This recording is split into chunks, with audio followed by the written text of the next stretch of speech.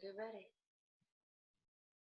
All right, I'll slap the music on in about 40 seconds. That's it. Woo-hoo. Let's do it, Rashid. Gotcha. Lift off, lift off. Hold on to your butts, everybody.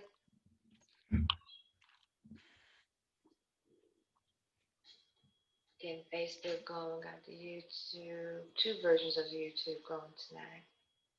And those promos were nice, by the way. I'm sorry. I said both promos were nice. Thank you. Oh, yay! I'm so happy you liked them. I wasn't sure if you liked them or not. I was kind of worried, like low key. Both on Facebook. Yay! Yes, Lori. I was Lori. Today I was like, I don't know, Lori. I hope you like them. Kind of like, yay. So thank you. Okay, we are live everywhere. Worldwide, everybody, over 111 countries. JackieRay.com. Celebrating Radio Cafe. JackieRay Phillips. Poetry Justice Show.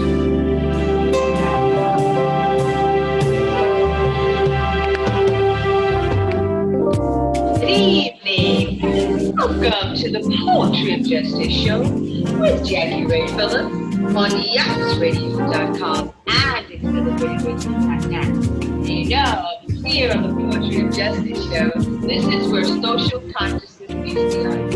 And what we do is select topics that spark the interest and awareness of social diversity, ranging from art, entertainment, and social justice at large. Leaving our listeners thinking and saying in unison, guys. Now you gotta hear that. Those are the sultry sounds of my mentor, me, Mr. Kevin Nash. And you guys know Mr. Kevin Nash, owner of Accelerated Radio, JackieRadio.com. And what I always do is I give love, honor, and respect to because if we were not to take the last in history, it's so impossible for me to do what I so love to do here on JackieRadio.com. You know me, your girl, the queen of Jackie Radio.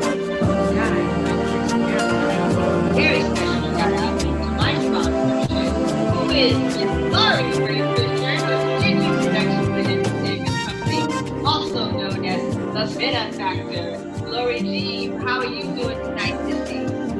I am doing great. Super excited. It's going to be an amazing show. Yes, it is. Yes, it is. And then I got to give a very special shout out to Big Tap Consulting, everybody. And then a very, very, very special shout out to Mr. Charlie 305, ladies and gentlemen. You definitely want to check out this guy on Instagram. Miami's in the house and rolls with us, everybody. And then, ladies and gentlemen, we got to get a very special welcome to and shout out to G-Baby's Catering. Again, that is Chef Matt. You can, very, very special guy, guys. You can get Chef Matt, and he is on Instagram at GBaby, GBABBIES.catering. I want you guys to check him out. And then, ladies and gentlemen, down to the harder, more roots of my show sponsorship, I'd like to give a very respectful shout out to WMPJ Steelworks and APS Muscle. I gotta tell you a little bit more about APS Muscle, guys. APS Muscle just recently did an expansion. And what we have going on over here is we can have storage for restoration vehicles or anything you have. So let's say, you know, you have your big boy toys, is what I say, but it'd be big girl toys. It'd just be your toys, motorcycle, Harleys, your low riders, beautiful pieces of work, and you need someplace safe for those items to go. You want to talk to this guy, Memo, M-E-M-O, with A-P-S, musclecars.com. Check him out. There's also inventory, different things for sale on the showroom floor at the new place in Signal Hill. So I just have to give a shout out. I get so excited and on a natural high when we do that. The show tonight is already amazing in the works. I've got a very, very special guest to our platform tonight. And that person is, it's just going to get wild. I'm letting you guys know right now. So hold on to your butts. We're going to get like some Jurassic Park wild tonight. And so I don't even know what to introduce first, but I guess I'm going to introduce you first, Julian. I don't know, because once I introduce you and let you go, you know, you and your animal instincts, you're going to be gone. So I I got to just tell everybody the topic first, and then Julia, you on you. So then we're going to be talking about so many things, but in particular, race, class, and gender in American film. But we can maybe all film, but particularly American film. Who other than to critique this with us, to walk us through their own personal journey of this? So much so that we're talking about a journey to Sundance. So this is the type of individual that we're going to be working with tonight. Ladies and gentlemen, without further ado, I welcome Justin. How many times can I say it, Justin? Starks to the show, ladies and gentlemen. Well, it's Julian, not Justin. Julian. That's how many times you can say it. I bet that was Tap, all right? Tap told you. I know. He told me he was going to get us tonight. How you all doing? We're doing great. How are you tonight?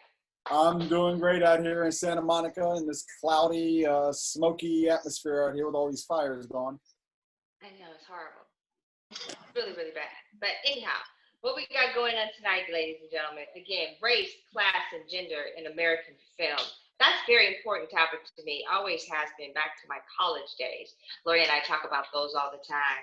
And as often as I can, we integrate the topic and the relationship as it partakes to the show. So again, race, class, and gender. I also have to be honest and say that I spoke to Big Tap a little bit, and I did a little bit of homework on you, and he was stating to me that particularly race was very important to you where it comes to Hollywood, where it comes to your art, when it comes to your decisions on where you live and where you reside versus the West Coast versus the East Coast. When you put some of those ideas together, particularly coming out of Cincinnati, Ohio, and making decisions to make big choices and to go as far as you have gone, particularly at the opening of your piece, A Journey to Sundance, it was very authentic to me to be able to see you in kind of how you open up, and it's like in this stressed mode, if you will. And for me, the opening that was very great. It was jaw-jerking from the minute it starts, you know what I mean? It's like, whoa, and you're just going on one, and you're just like letting me like, and this is bullshit, and what the fuck, and I was like, yeah.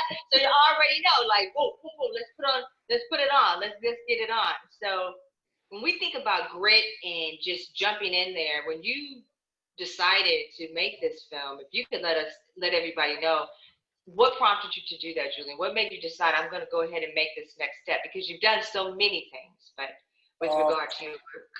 Well, I was in New York for 10 years, doing the acting, modeling, all that stuff. And then at the tail end of my time there, I started going to School of Visual Arts, NYU, started taking writing, directing, and so forth. Because I wanted, as an actor, I was given advice back in the day to do more things. And I tell all these young cats nowadays, you have to be diversified. You just cannot wait around the phone waiting for an audition. So you have to go and write, create your own one-man show, write your one-woman show, or write a play, or write a screenplay, direct a short film, and start having more tentacles out there. So when I came to LA, it was it was for the mere fact of going to film school. And I went around to all these different other schools, and I went to the LA Film School, which I liked a lot. I really recommend it. And it was a 2-year course, came out with a feature script, a heist film that's set in New York City, because that's the reason I wanted to go to film school. I wanted to direct my own first feature. So I was thinking it was budgeted at $5 million. And I'm like, okay, there's no way that I'm going to get that kind of money coming out of film school as a first-time director. So what do I do to keep fresh? So I at the time, I was a fitness trainer, on the side. As an entertainer, you got to do all these other side jobs. And I was training this lawyer, and we were talking, and he had seen I was bouncing at clubs at night. I was training early in the morning, then running to school for 8-9 hours. So one day he gave me $5,000 and said, look, quit your bouncing job. For the next year, quit the training, and go to film school and learn how to make a film. I mean, it was the most genuine thing anyone's ever done for me. And so I quit both those jobs and put all my energy into film school. And when I came out, he called me over to his house. He says, congratulations, you've done a great job. And he had a big duffel bag. And I said, what's that? He says, open it up. And this cat went and bought me an entire camera outfit. I mean, it was a DV cam. I mean, back in the day in 2003, this thing was gigantic. Lenses. And I said, what's this? And this guy's filthy rich. And, you know, him and his wife, I trained both of them for 2 years. He said, look, we're proud of you and you need to go out and make yourself a film. He said, this is my gift to you. And I'm like, you're kidding me.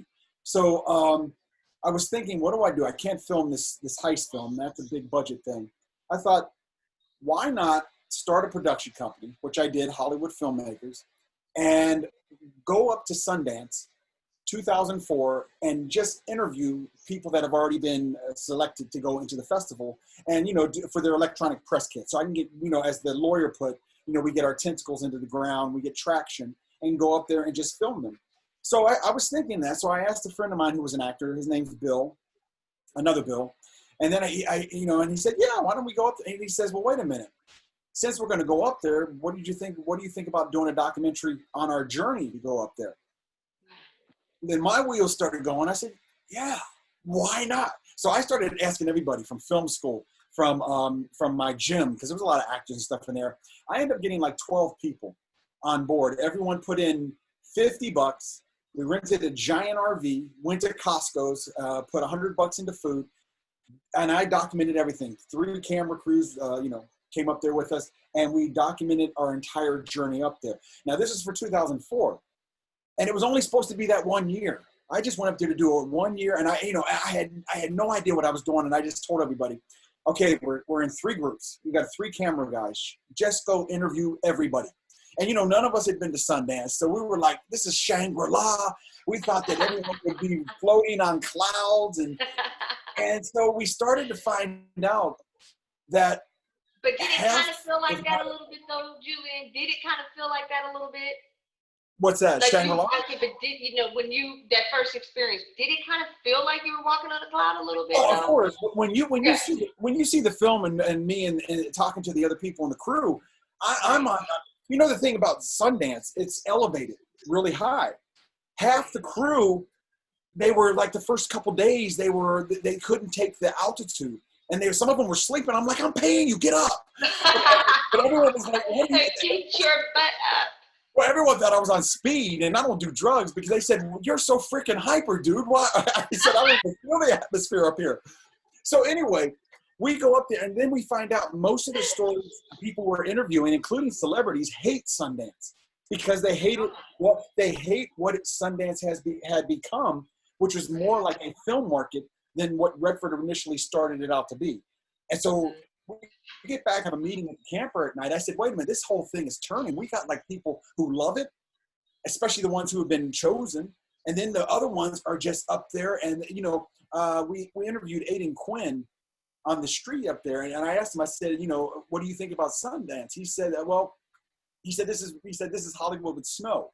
He said, there's no difference. It's just a bunch of Hollywood people up here in the hills skiing and, you know, and movie talk.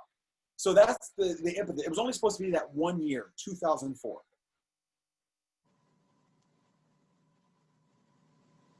I can't hear you. I'm sorry. I guess my little mic was muted. Okay. I was like, that is more than wild. But you know what I like when you start on in the intro, when we get a little bit further in there, when you talk about it or when you guys are being some of the people that you interview, I want to use these 3 words. Reality, they were spoken about, and then the good side of things and the bad side of things in this whole Sundance process, right? That was just kind of like based on that introduction. What do you think about that? Like, how raw was it for you? I know when you were interviewing the individuals for the film, if you could share that for us here on the panel, what was that like for you? You know what I'm saying? The first year, because it was so new to all of us, and we were just thrilled to be there. It's like, you know, coming from originally Cincinnati. When I went to New York, the first year I was like, oh my God, I'm in New York City. It was amazing. When I came to LA, it was the same thing. Oh my God, I've seen this on movies all my life. Well, it's the same thing as an entertainer and actor. When you go to Sundance, that's the mecca of festivals. So the first year I was on cloud 9. First off, it was my first attempt to do a feature film, which was a documentary. And the thing, and I found this out through my entire life, especially this last 3 years when I put these 4 different companies together and I had people working for me. The one thing I found, and even back then, it's hard for some people to take any kind of direction from me as a black man. And I could tell that. And I'm like, you know, and I'd have to be diplomatic. And some people were just, you know, that it was hard for them. The editors, a couple of times, I got into them with them because I don't know if it's because I was a first time. Or if it was because it's a black man that's, you know, asking them or, you know, directing them through this. So that was kind of disappointing to me up there. The other thing is that Sundance, and this is what the film is about, is more of the in crowd. And if you're not part of the in crowd, you don't get in. Because, and I did a lot of research on this, obviously. When Sundance first started with Redford, it was because Redford was fed up going to Hollywood to try to get his little indie films done that he wanted to do, his passion projects. So he ended up starting the Sundance Institute. Then he started, and that was basically to bring unknown filmmakers together, and then his Hollywood people that he knew, he would bring up there, like a cinematographer, a director, producer, to help them. Then after a couple years, they said, look, we got all these short films. How do we, he said, why don't we start a film festival?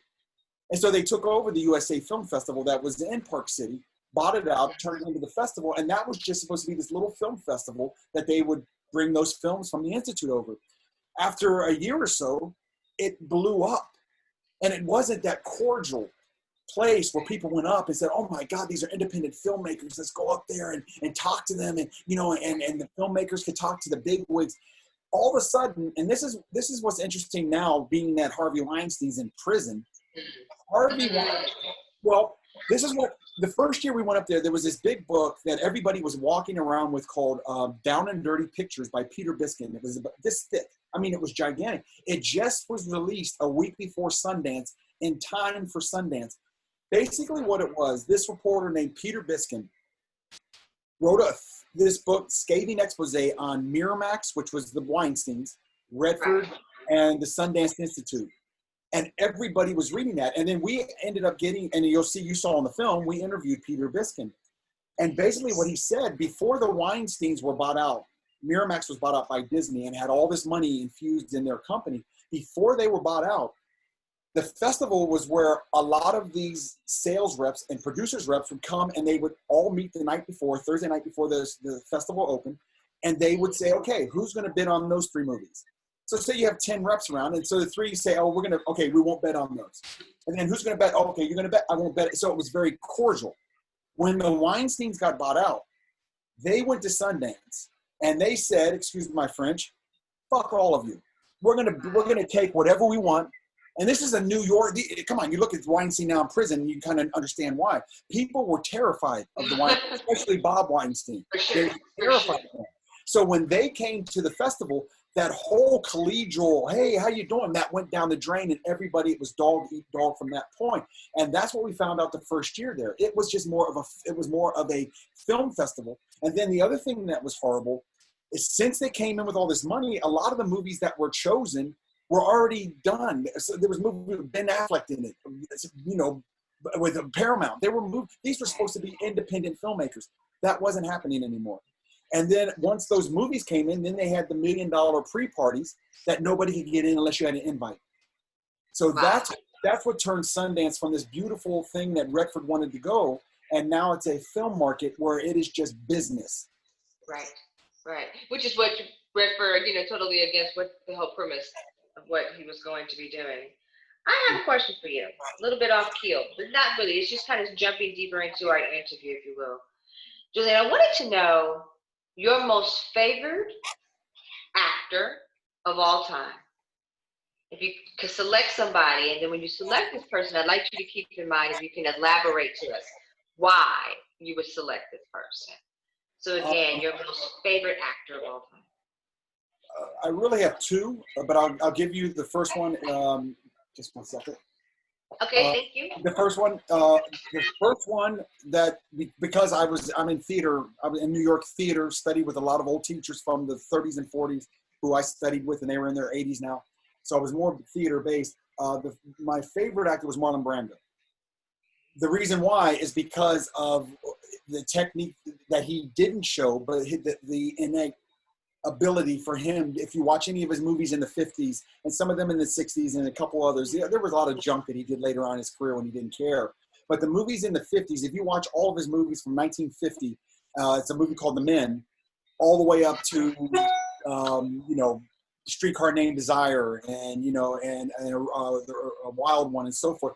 They were just, as an actor, he was the beacon for a ton of actors who came after him. All of the actors I've ever seen, in Hollywood with De Niro, Pacino, all of them, they all say it started with Brando. Now, other than just because of the exterior, if you look at his life and biography and read his book, this brother was marching with Martin Luther King. You see him, and he's on stage with James Baldwin, Martin Luther King, Sidney Poitier, Harry Belafonte. After the march, they are in this. It's a documentary, and they're on a panel, and Charlton Heston, believe it or not, is a strange dude because he was always he marched with Martin Luther King as well. At the end of his life, he turned into this Republican rebel who was gripping his rifle and saying, everyone has a right to bear their arms. And, so he was on stage, but when they were all on the panel, every time they asked Marlon Brando a question, it was amazing because he was talking about the Black experience. This is in the 60s. And everything that he was saying is still going on today. This guy even marched about with the Indians. That's why he refused to take the Oscar in 1972. He sent up a Indian woman to accept his Oscar. It's on camera. David Niven standing behind. She comes up, grabs the Oscar, says, "Hi, my name is so forth." And Mr. Brando he doesn't want to accept this because of the portrayal of Indians in American movies. And she gave the Oscar back and walked off. So Marlon Brando, because of the stand he took away from the screen, that's why I loved him. The other one is Sidney Poitier. Sidney Poitier is the man. If you see his body of work, starting with the Defiant Ones with Tony Curtis, where they're chained together, and they're prisoners back in the 60s, and you never chained a black man and a white man together. Exactly. Yeah.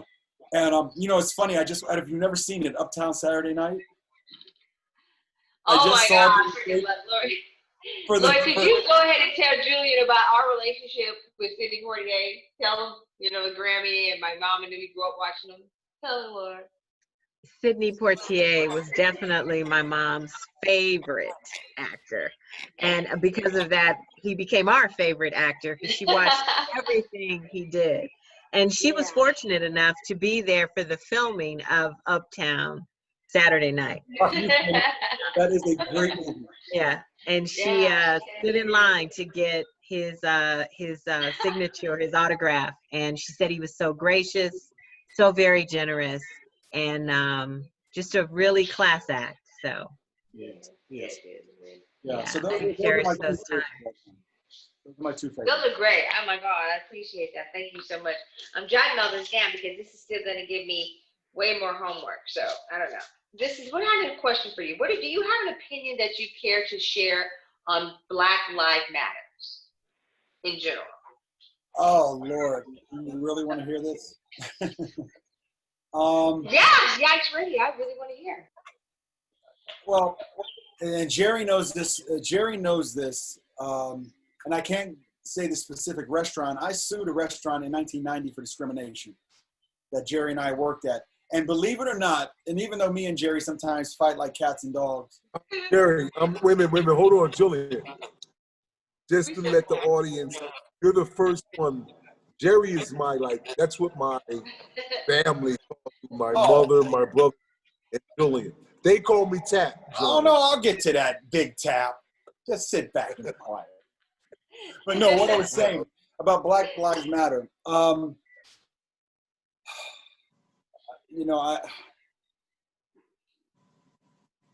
I tell you something. I was on Facebook today.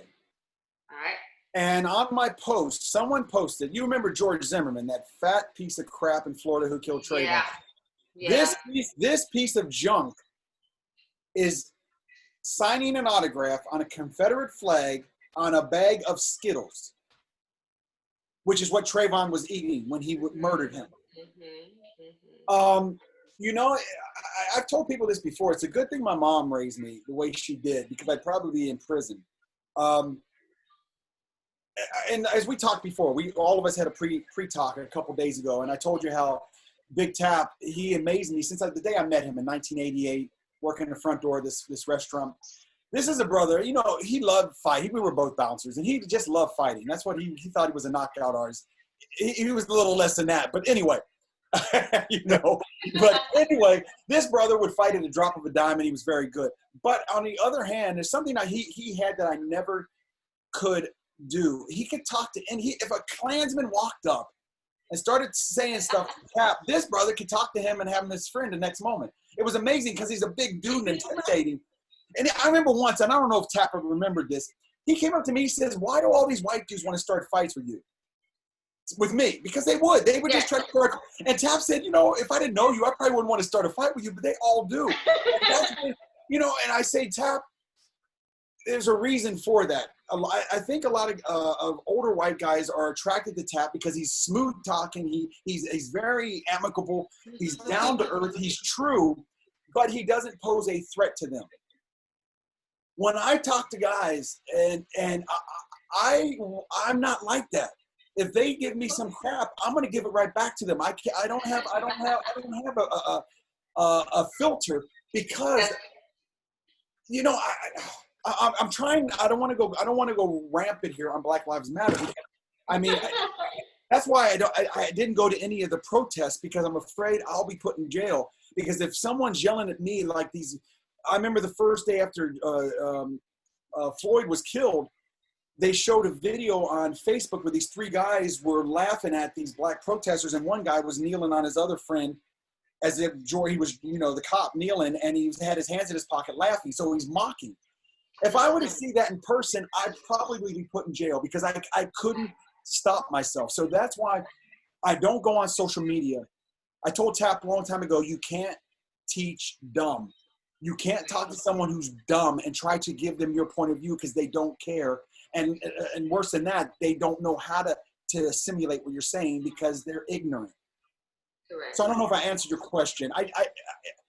The Black Lives Matter is so important. And I think if Trump gets elected in 2 months again, I'm moving to Europe, because I won't be able to take it.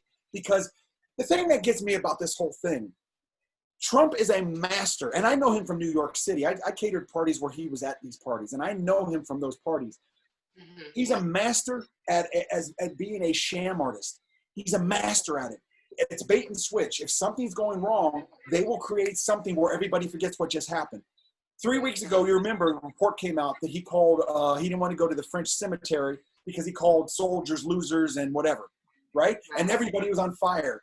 A week later, tapes come out where he knows about COVID in March, and they all forgot about the soldiers now.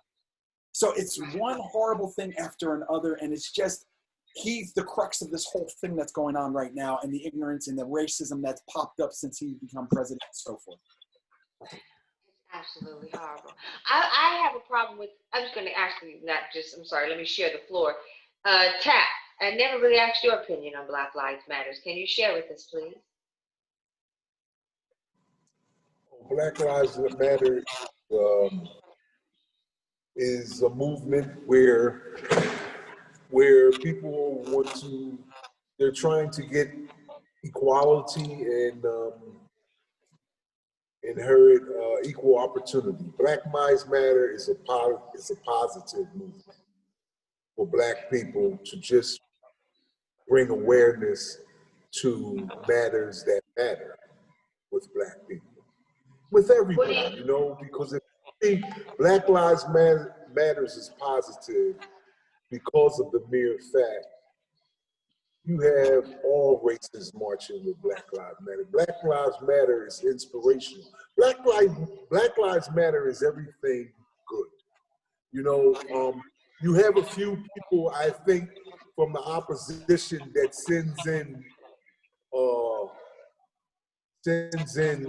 negative people to try to camouflage the goodness of Black Lives Matter, and you have people that are not even really part of Black Lives Matter that come in, and negative Black people that come in and do things that, you know, will mess up the reputation of Black Lives Matter.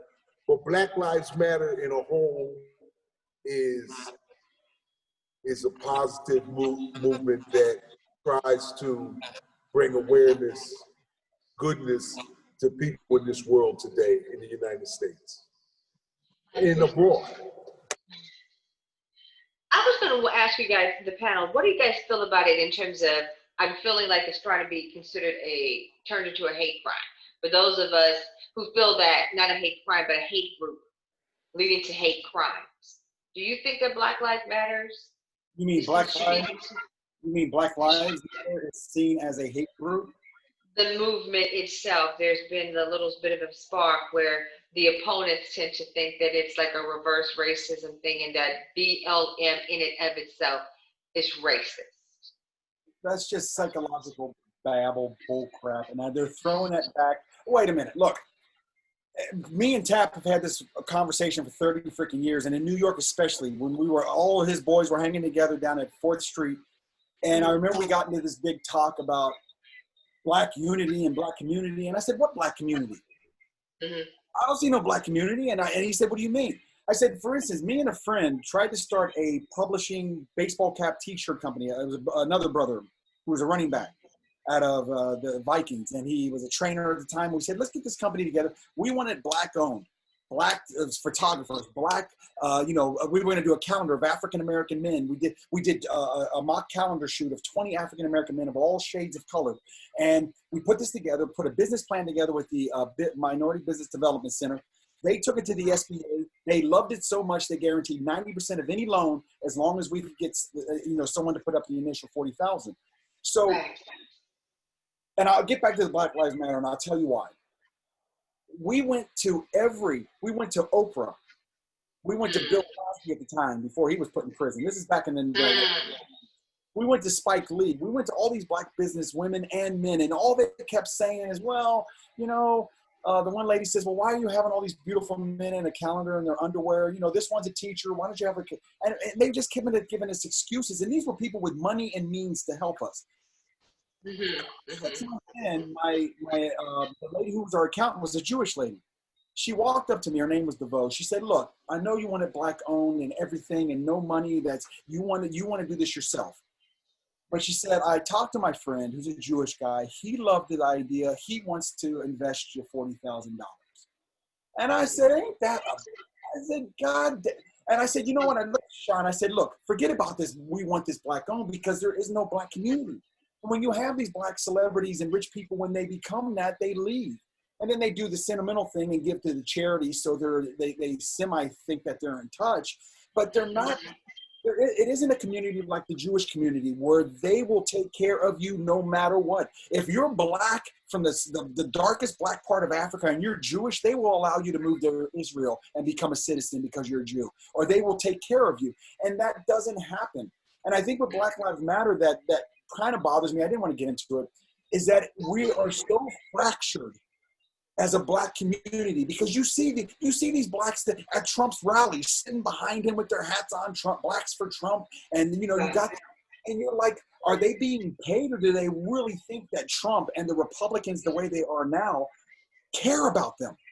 Right. And and then you see people on here, and I think the thing with what this reputation about the Black Lives Matter is, now they keep pointing that out. Again, this is all from Trump. It's a bait and switch. Who is he always talking about? Oh my God, Antifa, the rioters, and they know it's not the protesters. But as long as this clown keeps stating that, people will believe it. Then you have this 17-year-old white kid walking on the street with a freaking machine gun after he murdered 2 people. And the cops give him a bottle of water, and he walks right by him, and everybody's screaming, he just shot 2 people. So, and then does Trump say anything about that? Or this caravan of 60 cars and vans with all these white racists with flags and guns running through? No. So that is just what they want the press and people to think, is that, oh my God, They're black people, you know. And then now he's out there saying, you know, if Biden's elected, suburbia is gone. They're gonna come. They're gonna invade you. That's what he's saying. You look at on the clips. He's insane. Doing the old thing of if you vote for this guy, suburbians, which are mostly white, you're gonna get invaded. They're gonna invade crime's gonna come to suburbia. They're gonna move in, and that's what Trump's saying. Have you guys, I'm sorry, I have to jump in. Have you seen the latest commercial? I don't know if they're running it in New York, but it's run here in LA, where there's an elderly lady. She's got to be in her 70s, right? And she's sitting there watching television. And then all of a sudden she hears a smash in her kitchen. And there's a prowler who has broken in through her door, right? And she picks up the phone to call 911. And then the Trump ad comes through that says, you know, Biden wants to defund the police. And he's going to, you're no longer safe in your homes. And this is a suburban home. And then the mugger jumps on her and it fades to black. No, I didn't see that one. I'm like, wow, it's unbelievable. There's another clip out here where there's someone on the phone calling 911, screaming that there's someone coming in with a knife or something. And then the 911 is recording, saying, unfortunately, due to the I saw that one. Funding, we'll be able to get to you in 3 weeks. Right. Yeah. That's propaganda. But guys, we have a comment from our Zoom room, which I'm excited. We've got several people in our Zoom room tonight. So the comment is, Black Lives Matter is a movement that points to all issues that were overlooked among our Black brothers and sisters. The reason the opponent thinks is racial is because of their fear of having unity and change. We need more movie producers to have dialogue to embrace and show the Black experience. It's important. What are your thoughts on that, Julian? Who's that from? Who's that from, Lori? Huh? Who was that? Who was It's from that Anonymous. Yeah. That's from the Zoom room, and they're anonymous. So what do I think about the Black producers and directors? About having more Black producers to tell the Black experience or story. See, you all lit a fire, and you're probably going to regret it, because I'm going to bring you a story about Mr. All-American, you know, Black director Spike Lee. And an instance that I had with this man. At the time, 1990, I was just doing the acting, and Do the Right Thing came out. I'm like, I want to go to film school. I want to be a director like Spike Lee, because no one ever saw anything like that before. You know, you had Peoples and all that, but they were on the outskirts. Spike Lee was the first one that came out and had this. Wow, that is something else. I wanted to be like him. So I go to NYU, the financial aid office. And I walk in, it's packed, and behind the counter is a cardboard cutout of Spike Lee holding up Spike Lee's minority director grants. And I grabbed everything else, and I saw that, and I went up to the dark-skinned sister behind the desk, and I said, excuse me, can I get one of Spike Lee's minority grants? And I've never told anyone other than Tap this. And so she looks around like I'm doing right now at everyone, and I'm looking at her like, what the heck's wrong with you? I said, excuse me. I said, can I get one of Spike Lee's minority grants? And she looked terrified. I said, are you okay? And she just whispered and leaned forward. She says, oh, I'm so sorry, but I can't give you one. I said, why not? She said, you have to be Black. Wow. I said, excuse me? She said, you have to be Black. I said, what the hell do you think I am? She said, both parents. And Spike is adamant about that.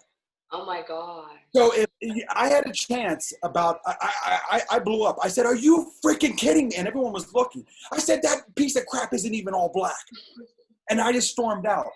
About a year later, he was supposed to speak at the Brooklyn College of Academy Arts or something other. And he was one of the panels. There was 2 other directors. I went there, and it was a packed house. And they were on the side of the aisle. There was the microphone, and I was the second one in line because I swore I will to this day, even though it's out right now, if I ever get a chance in person to ask him that question and embarrass his little ass, I will. That's the problem that I have with the Black community, of which I'm a part of. is when these people, how dare him sit up there at every moment saying, he's for the black and this is that, and he's the first one to go out there and pump his little fist and all this other crap when he does this. How do you explain that? So yeah, when you say that, I say the same thing with the athletes. LeBron James, I really never respected until this brother has done what he has done since Black Lives Matter. This guy has stood out and called out people by their names and has not guarded what he said compared to other people like Shaquille O'Neal, who was on Fox. But did you tell that lady both of your parents was black? No, Jerry, no, they're not. My mother's Lebanese. I didn't have to, Jerry. That's not the point. I see. That's not the point. So getting back to what you're saying about people of means like producers and directors, I mean, for one night, I flipped on Fox News, and believe it or not, Shaquille O'Neal was on there, and he was excusing freaking George Zimmerman because he said George Zimmerman had a right to stand his ground. This is Shaquille defending George Zimmerman who murdered Trayvon. I'm like, where the hell are these people? Where's the Muhammad Ali's of our time? I'm just mortified. Lori, what? I see you itching. Go ahead, Lori. Well, no, I didn't hear I didn't hear Shaquille say that. That just changes a whole view of me. I know Shaquille. Wow. I've known him for years. I met him at a gym. He is the coolest, funniest guy. Yeah. And it wasn't on television. I was on the internet, and I was just flipping through some stuff, and I saw Shaquille on that morning show with these idiots on Fox. And I'm like, okay. And I turned it on, and it was in the middle of him justifying, saying that George Zimmerman had the right to stand his ground. And I'm like, what did I just hear? You say, right. The thing is, since this was a couple months ago, I've been on the internet trying to find that, and it's off. Someone took it off. Well, thank goodness for that. Right? Come on, these people, brothers and sisters of means, they need to get out there and start answering for the people. A lot of Democrats, and there may be a little bit of truth to this, because it's me, Julian. I see how passionate and emotional you're getting, and I'm trying to fight myself in being a better person, as not being so passionate and emotional, because, Julian, I noticed that people that have different opinions than us, because me and you have similar opinions sometimes, but sometimes people have different opinions. But when they have different opinions and we so passionate and we feel as though we right, Lori, or we feel as though we right as black people or whatever, other people have other opinions. And when they have other opinions, one thing they don't do about their opinions, I notice the opposition, they don't get real irate like we do. I just advise you, because I love you. Don't get so irate, brother, because that's what we do, and it's just then we take ourselves out. It's a different thing there. When you can be cool about it, but then try to express yourself, in a fashion where to try to get your point across. But if they don't see eye to eye, Jerry, you and me have talked about this because you're my best friend. I have no problem with what you're saying. Right. When you go back, and I'm telling you, and every brother and sister who's watching this, go back, because there's a lot of young people that don't know a damn thing about Muhammad Ali other than he was a boxer. Go back when he said, I'm not going to kill little yellow people in Indonesia when my people over here are being killed. This is in the middle of the 60s when every black leader was being assassinated. This is in his prime. He didn't give a damn. He stood for what he believed in and never wavered, ever. And then, believe it or not, before he died, he was loved worldwide, Jerry. So when you say be cool and all that, to me, that's the problem with the black community over all these years of being enslaved and beaten and hung and everything. It's just, let's hold hands and sing Kumbaya and turn the other cheek.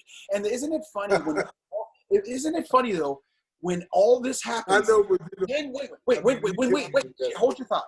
When we see, how many videos in the last year or two have we seen of black men getting killed by cops? How many? You can't count. There's so many. And women. And what is the first thing that comes out of any of these white broadcasters or anyone there is, Oh, be nonviolent. Everything will be fine. Be nonviolent. They've been saying that for 400 years. So my question is, how long do they expect to not be violent? And then we're not violent because we're not. And then it happens again. When what's his name? The guy that got the first one at the Billy Club back in '92. Rodney King. Rodney King. Everyone, my God, the first time we had video of cops beating the dog crap out of a black man. And we said, oh my God, this is good. Yeah, we got him. There's no, in the worldwide.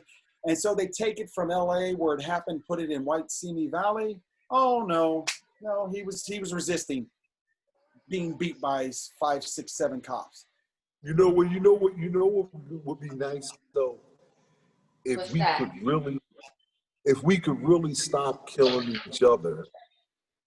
Because then they couldn't say, because if you notice, black people don't really kill white people. We don't, especially like the cops, we don't kill, we're not that type, we're not killers like that. We are not but we kill each other for the reasons like in Chicago, Philadelphia, all these major cities, we're killing each other, being as though drug deals or whatever it is. We do have a high statistic of killing each other. If we could stop doing that and love each other, we could set example to the whole world, and they couldn't. I wonder what would be their next move after that, because it wouldn't be no move. Because everyone says that about the black community is why they stop killing each other and love each other. Isn't it funny that these white racists who do all of this stuff, they don't love everybody. Right. They go out and they will go out and try to kill a black person without thought, and the cops, the systemic is doing that. So I'm tired of hearing why they turn it on the black community. Like you brought up in the first place.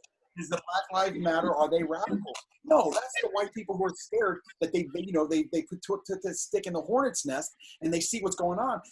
The great thing about Black Lives Matters now is that when George Floyd was murdered, it was everyone worldwide. I have friends in Europe that were like, they said they're marching over here because of that. And black, white, women, old, young. And that's hopefully something that will change, but you just never know. Lori, could you read Rashid's comment about please, Lori? Yeah, Rashid says that he says they should differentiate the movement and the organization. What do you mean by that, Rashid? Well, what I mean is that, as you know, the movement, as we all described, is about empowering the black community and actually bringing awareness to the injustices that we face on a regular basis. Speak up a little bit, Rashid. Or if you're talking about police brutality, that's the movement itself. And we've seen the movement being actually being demonstrated in the sports of NFL, basketball, NBA. We've seen that. But then when people try to make it more political, they're talking about the actual you text me. What happened? Hold on, Joe. And the organization, which is the Black Lives Matter organization, is completely different from the movement itself, because when people say, "Oh, the organization is just so far gone," it's completely different from the actual movement itself. What are you thinking about that? What? No, the movement is Black Lives Matter. How do you separate one and the other, and it just dilutes everything? I don't understand what the point is of separating. I mean, the movement is Black Lives Matter.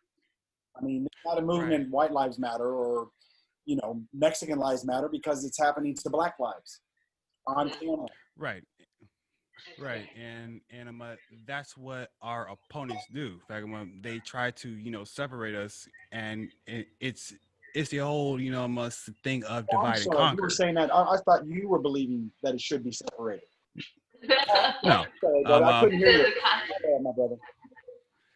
No, is the fact that, you know, they try to separate us and try to separate because the term Black Lives Matter, it's point simple. It's that Black Lives Matter. It's not saying that our lives matter more. It's the fact that our lives should equally matter like everyone else's lives.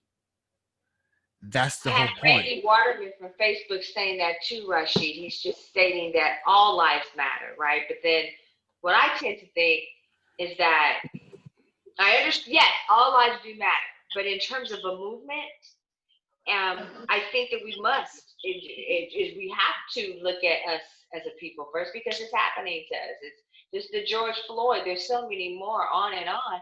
So we have to do that. I think it's our obligation to ourselves, to our heritage, to our people, in my opinion, you know, and Right. I just don't like the fact that that was trying to be considered like, you know, a bad thing, like to a point where you're like, oh my God, Right. can I wear my BLM mask today? Right. And again, I just want to, you know, reiterate, it's not that we're saying that all lives don't matter. We do agree that all lives matter. We just believe that our lives should matter just as much as everybody else's. That's what the movement is about. That's all that we're asking for. Yeah. You know, Guys, I was. I have my daughter's here. She doesn't want to come on camera, but she's got a very interesting perspective about the Black Lives Matter movement. So you're going to hear her voice, but not her face. Go ahead, Morgan. Right.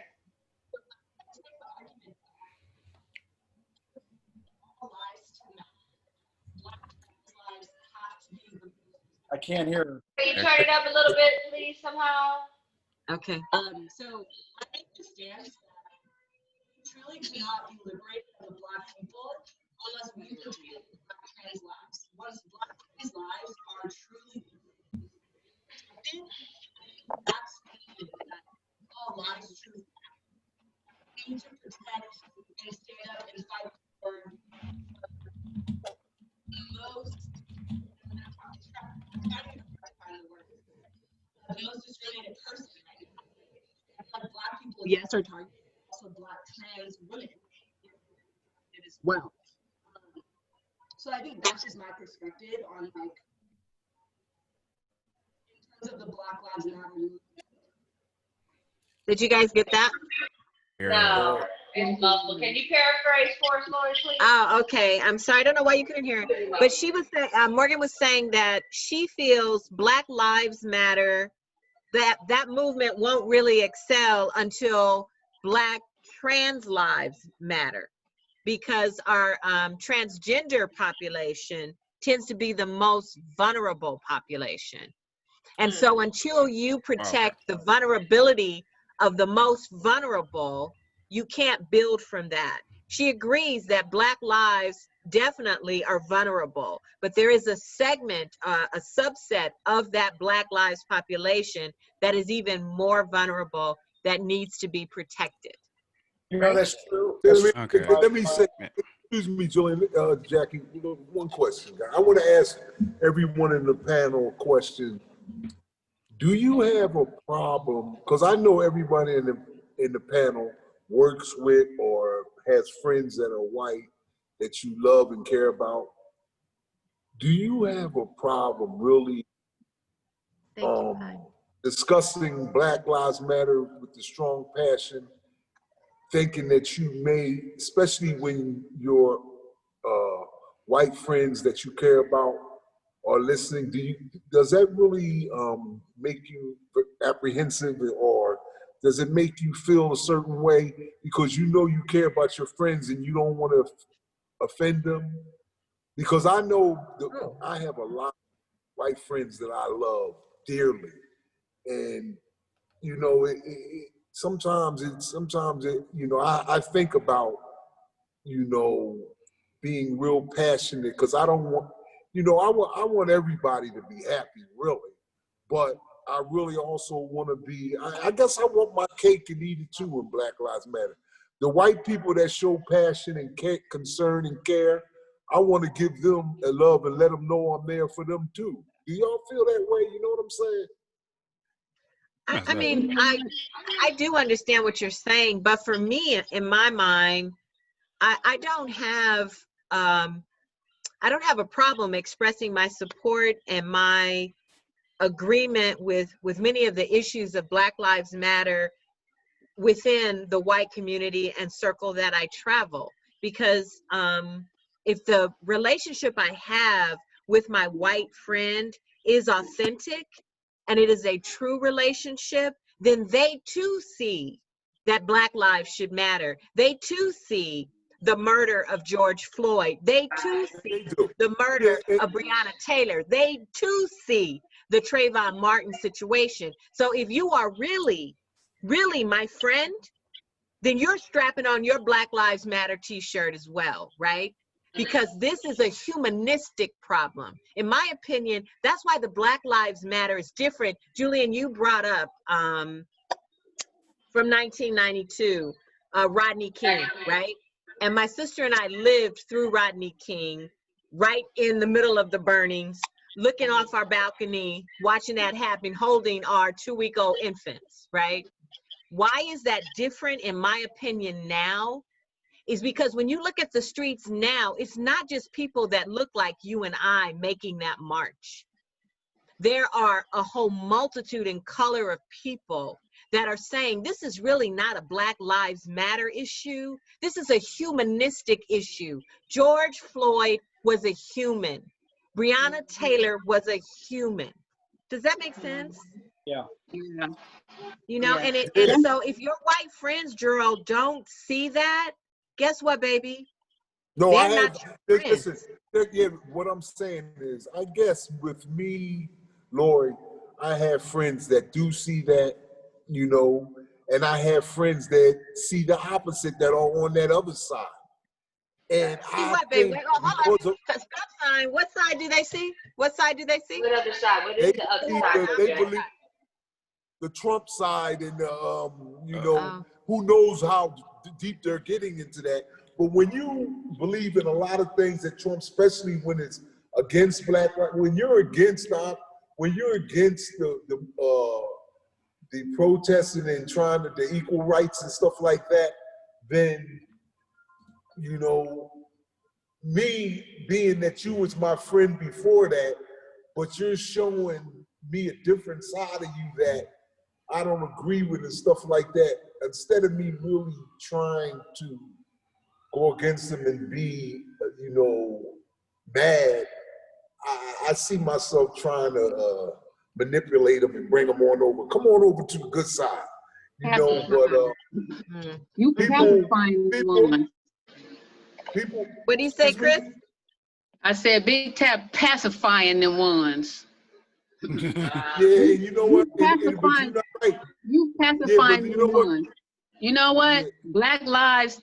I have acquaintances that are white. I don't have no white friends like that, because not just because I just don't want them, but because I'm Black, and because the way that people act toward me, or the way that I see they act and what they say about Black Lives Matter. Okay, Black Lives Matter, and like Lori said, it's a human thing, because we all bleed the same way. But the difference is that because of the color of my skin, I'm being treated differently. So people want to throw that, you know, oh, well, all lives matter. Well, of course, all lives matter, but we ain't talking about everybody right now. We're talking about us. You know, so it ain't about, But see, but that's what I'm saying. It ain't about what's going on with you. It's about what's going on with me and mine. Because I got to stand up for what's going on for me and my house. And my house is everybody that's Black, because I'm a mother. And guess what? Anybody Black was born through a Black mother, no matter if she's here, gone, if she on drugs, it don't matter. You still my child, so I need to look out for you.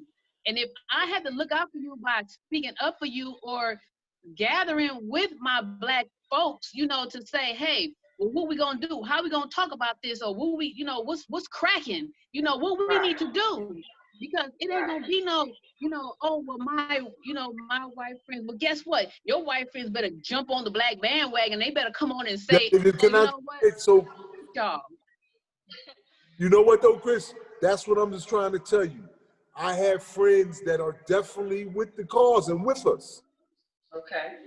But I'm saying there are some that and the ones that are with us believe in what you believed in, what you just said. But there are some people that I associate with that have been acquaintance of mine for a long time that are on the opposition, right? And I do find myself, because of me, my personality, like you said, I try to bring them on over, try to let them see the light. But I'm telling you, it's hard. It's very hard. You know what, Tap? Let me just say one thing to you. Tap, is that you use the word friend, right? And Julian, if I'm wrong, you step in and say, Lori, you got it wrong. But you guys remember a few months back, out there where you are, Tap, in Central Park, right? We had the bird watcher who was watching the bird, right?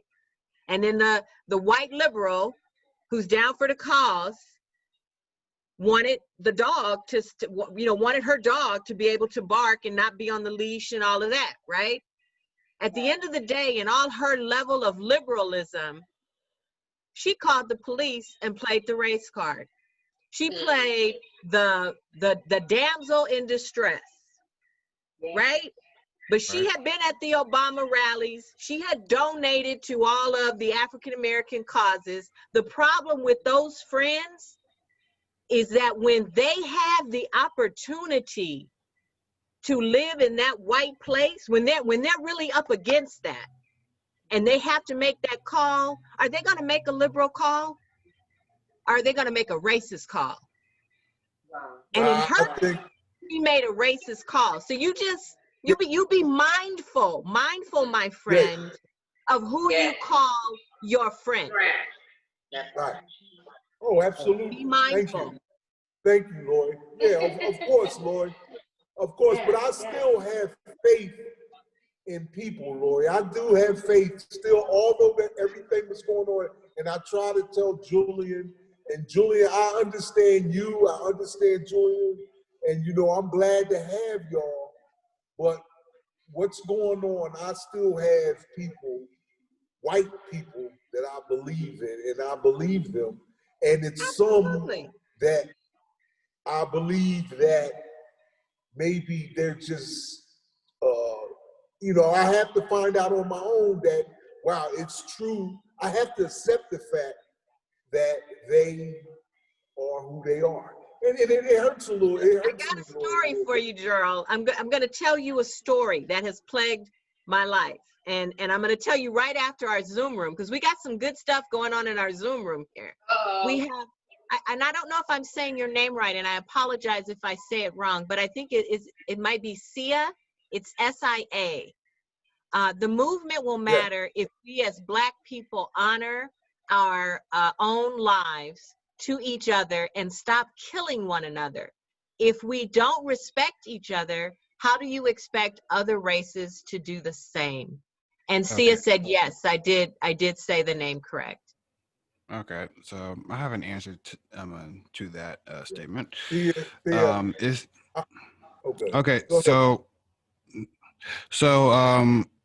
we definitely do need to take care of each other, and that's on the table. But definitely, crime is a product of your area, of your neighborhood. If you're in a neighborhood that's predominantly Black, there's going to be Black on Black crime. If you're Latin and you're in a Latin area, there's going to be Latin on Latin crime. Yes, crime is going to be a product of your neighborhood, of your surrounding. It's going to be very rare that you go outside of your neighborhood. We'll tell that to what happened after Jacob Blake, when he got shot 7 times in the back, and then that 17-year-old came from outside from Chicago all the way down to Wisconsin to do what he did. But generally, when we see Black on Black crime, I'm gonna look at the area that is being committed in. Is being committed in a mostly Black neighborhood. If you see white on white crime, you see that mostly committed in a predominantly white neighborhood. If you see Asian on Asian crime, you see that predominantly happen in a predominantly Asian community. You see Latin on Latin crime, you see that predominantly in an area that is predominantly Latin. So yes, we do need to, like get better at taking care of ourselves. It's the same with every race. In fact, at the end of the day, we just need to be better human beings and actually take care of each other instead of just lashing out and doing extra and and actually taking out against each other and taking our own lives in the process. I agree that, yeah, every area do have their own personal crime, but me, I can't stand when people say, well, blacks are killing blacks, or we need to stop killing our own. That's everywhere. Of course we do. We know all that, but that ain't the problem. The problem is somebody else is doing it and don't care about nobody, and don't care that everybody is seeing it. We know there's crime, black on black crime, there's white on white, there's, whatever. But the media gonna put out there that, ooh, blacks is killing blacks. What you see? Blacks killing blacks. Blacks killing blacks. Blacks killing their own self. They killing each other. Of course, the media gonna put that out there like that. But at this time and age, that ain't what we talking about. We talking about what the police, who's supposed to protect us and them and everybody else who don't care and killing us like it was back when, back when my mama was parents or grandparents or whatever was picking cotton. Guys, this is we have traveled down a very popular path. I know. I'm gonna get Even back my to phone Julian. is blowing up. Oh goodness gracious! Even my text. I have a. What's going on? I know Jackie Fisher, who's my mother-in-law. She says, "Amen, Rashid." She says, "Say it right. That girl, you have to understand that not everyone is your friend." Absolutely. Oh So my we've got some great discussions, but I want to put on the table, since we've been talking about this Black Lives Matter, and Joel, you talk about your friends, right? And I want to say, I have a lot of friends that are white, are all different colors, right? I work at a predominantly white university, and I've worked there for 32 years. I'm a graduate, both undergrad and graduate degrees from this same university. So I have a lot of friends that are white. But here's a question that I have to you, and I just learned this weekend this term called microaggressions. I don't know if you guys have heard of that term, right? But what does that say with my friend who says, Lori, you're my friend, and my sister has experienced this too. I really, really like you, Lori. But you have to be mixed, right? You're not really fully Black. Are you sure? There's got to be something else in your heritage, because it's hard for that person to really be my friend and to feel the way they feel about me because I have an African heritage. I never made the choice, my sister either, she did a little more than I did, to kind of travel down that path of everything that we're mixed and jumbled and put together to create us, right? I have stood, and mostly our whole family just stands in that Blackness. But I don't really know if those people who are pushing me to provide them with that narrative are really my friends. They may be my associates, or people I know, or people I do business with, right? But are they really my friend? If I have to justify my Blackness, does that make sense to the panel? That don't make sense. And the reason to me why it don't make sense is because you gotta look at the word friend. Those are just your acquaintances, associates. We all have those. But when you say friend, I think about when Jesus said you have a friend in Jesus. Like, you have to look at it in God. Me, I had to look at it in God, because no matter how I feel about what's going on, I still got to make sure that I'm rooted and grounded in what I know, what God is for me.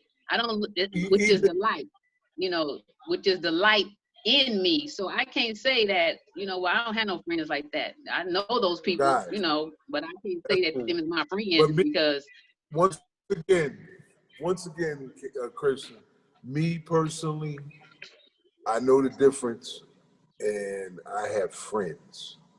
And I know what's going on in this world, and they will definitely fill in the blanks where you just said they will be there for me in ways of to show the love and friendship. I have friends, but I also have people who are acquaintance, like you're saying, who are I is suspect about what they're really thinking and where they're really at in their mind. And like Julian is my friend. Since we've known each other, we loved each other for over 30 years.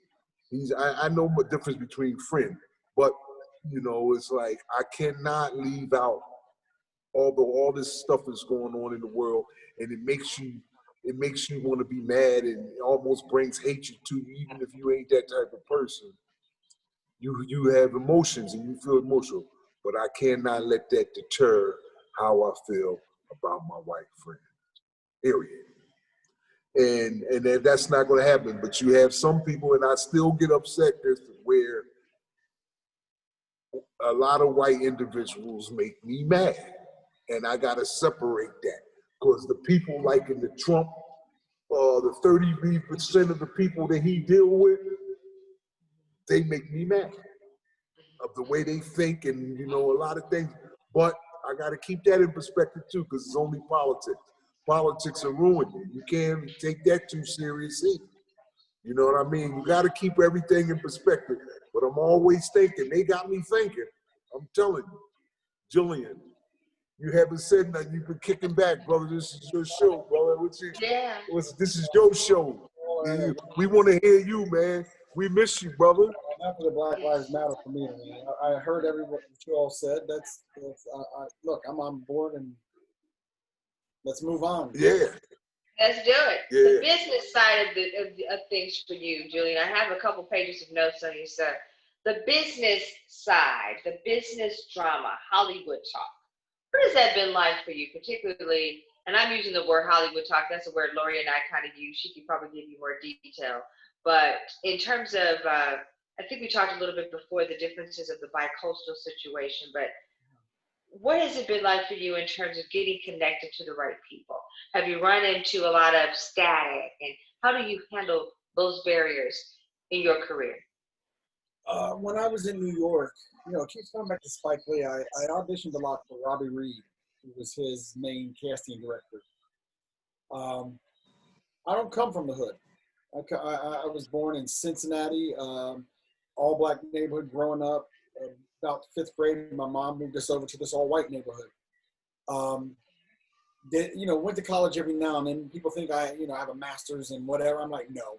I went to 1-year college. I just like reading, and I'm an actor. So, I had a Southern accent when I went to New York. I used to talk like this and say man and can, and I'm gonna go do the wash. So I was a hillbilly when I first. So that was the first obstacle. My commercial agent would not send me out. She's like, a black man with a Southern accent ain't gonna work, she said, for commercials. So you gotta, take speech and diction. So for 1.5 years, this little old lady from Philly, twice a week, speech and diction. Because when you do a commercial, they want that Midwestern nondescript accent, which is really no accent. Because you don't want people to think of someone from New York or the South or from England unless that pertains to the product. So that was the first thing. Then auditioning, I had a lot of auditions for Spike Lee movies back then, but the direction was, can you be more ghetto? Okay. And I said, you got rappers out there, you got ghetto actors, hire them. There are educated black men who are articulate. So I had a problem. I never would get a call back with them, with Robbie Reed for a Spike Lee movie. And I guess it all, comes to a head with the thing at the, NYU. So that's why I basically decided to get more into writing my own stuff.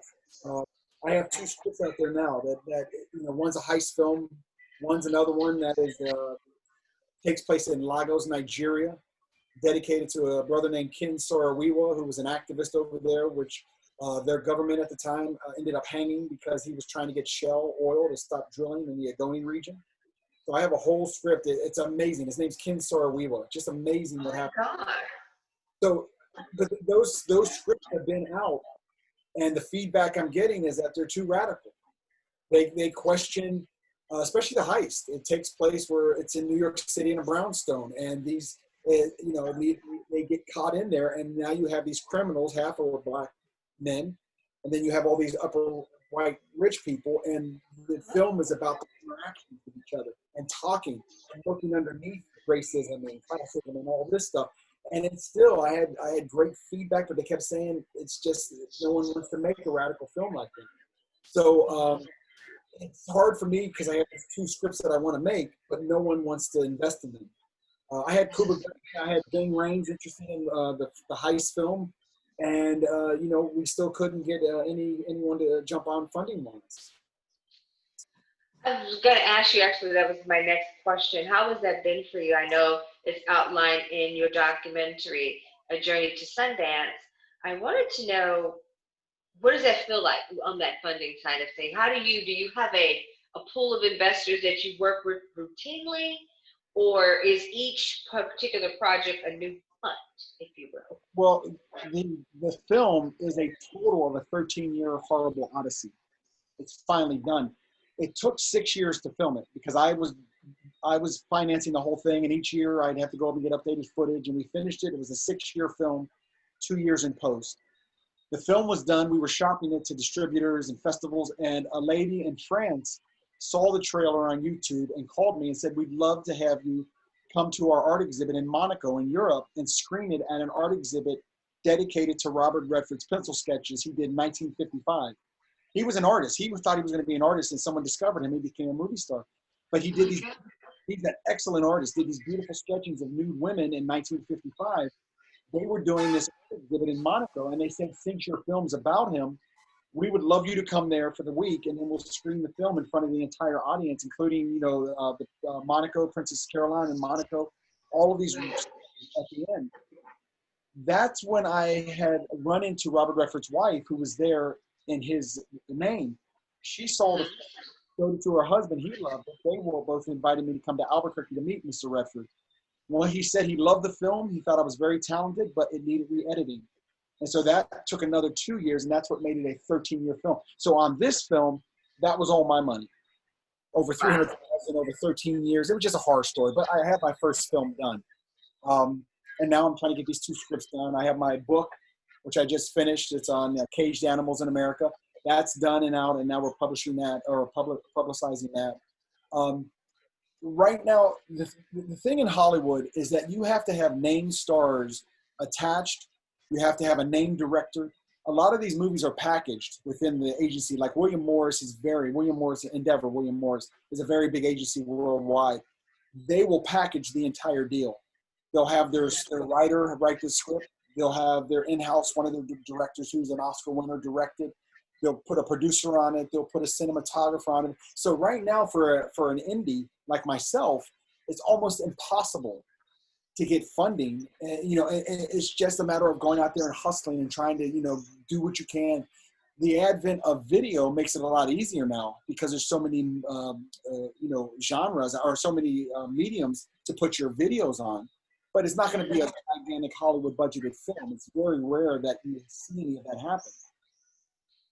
What about Netflix? How does that play into everything for you? The new streaming platforms, Julie, have you seen a change in a new direction for you, yourself, and in your work?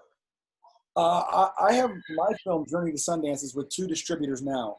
One of them is a very atypical distributor where they want the rights for your film for 17 years.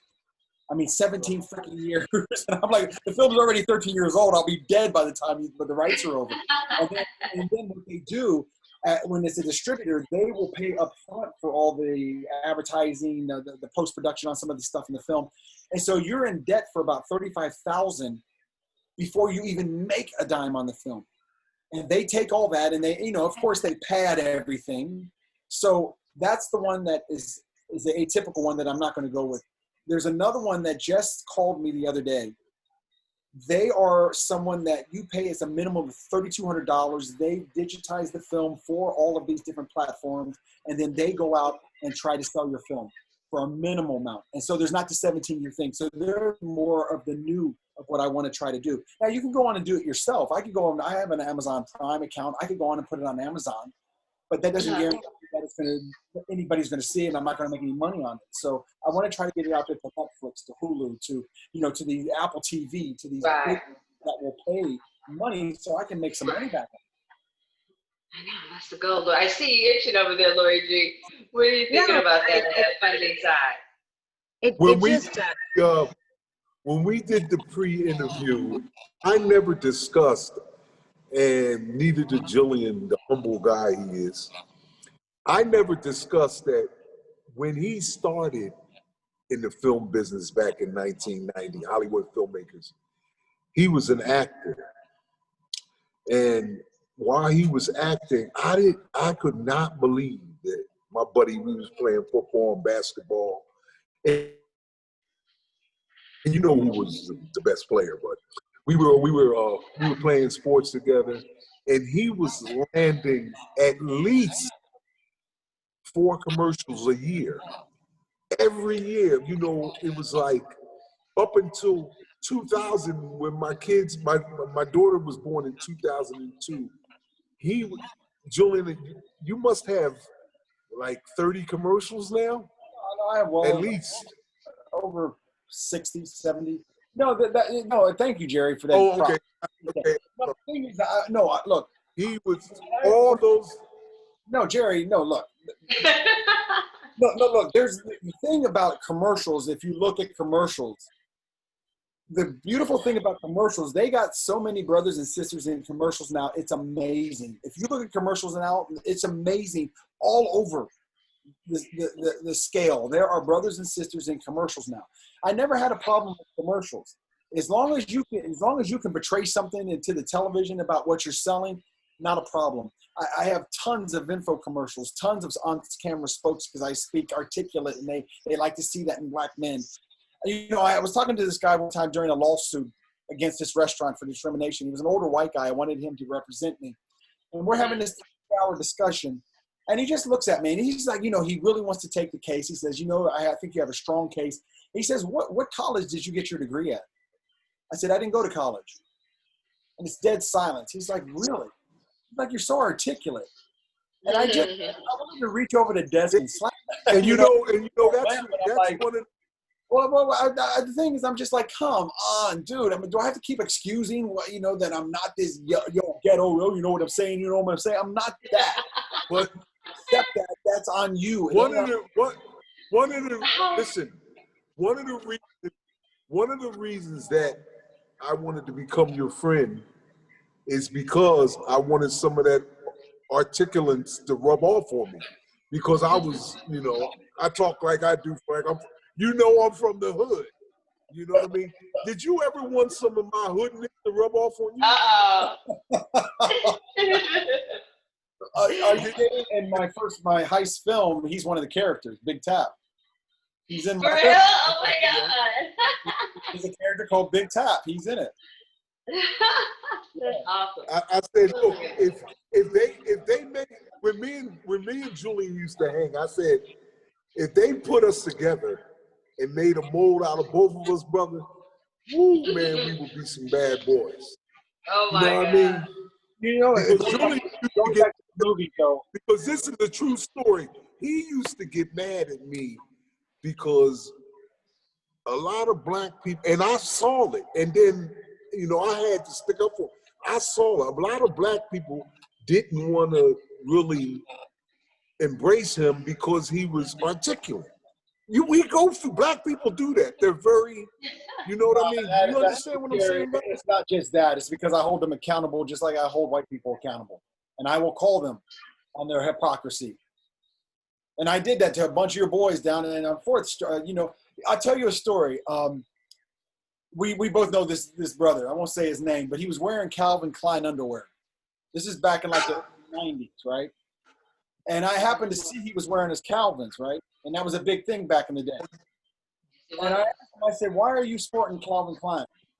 And I was a fit model back then. So I was on cover magazines and everything, but I could not get into an audition for a Calvin Klein underwear commercial or print job. I could not, because he wouldn't put black people in his underwear.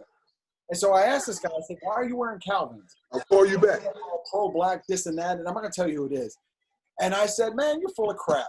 He's like, what are you talking about? I said, you're sitting there talking about pro-black, this, that, stand together, and you're sitting there wearing racist Calvin Klein underwear.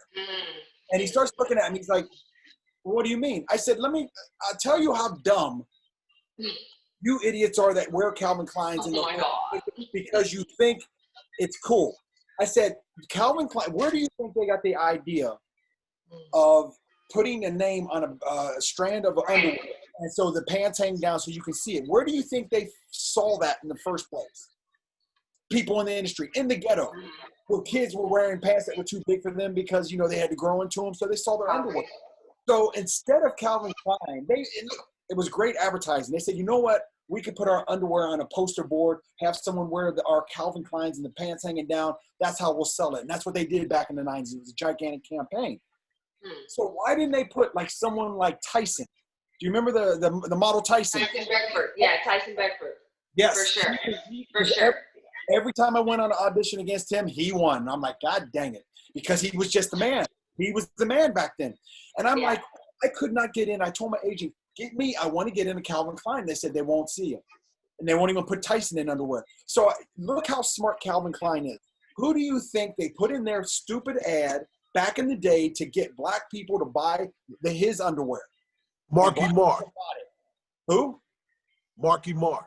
Thank you. What? Marky Mark, and like he is, you know, and Marky Mark was arrested for freaking racism and beating up someone because he was an Asian or something. So they put him in the underwear. And all the boys in the hood were like, oh, yo, we gotta get our Calvins and put the Calvins on. And I'm like, you don't see, that's how smart they are by this reverse bull crap. So there you go. There's my rant. Oh my God. Well, I got issues with Calvin. I got issues with Spike. That's what it is, because it's a lot. I was just talking about, I'm going back to A Journey to Sundance. Please forgive me for my misspeaking, because I have a page full of notes. No, please do.